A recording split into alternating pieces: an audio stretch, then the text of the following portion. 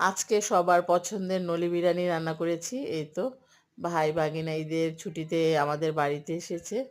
তো সবাই বলতেছে নলি বিরিয়ানি খাবে।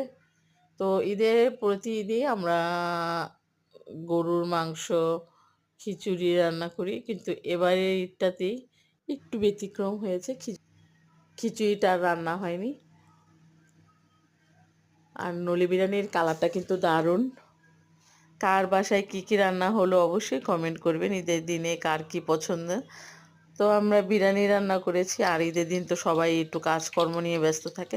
সাথে কাবাবও বানিয়েছি, বিরিয়ানির সাথে ডিম ফ্রাই করেছি। তো এই তো ঈদের উপলক্ষে ঈদের জন্য দুপুরের আয়োজন।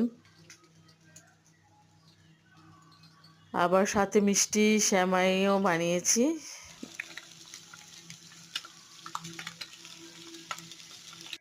কার কেমন কাটলো ঈদের দিন।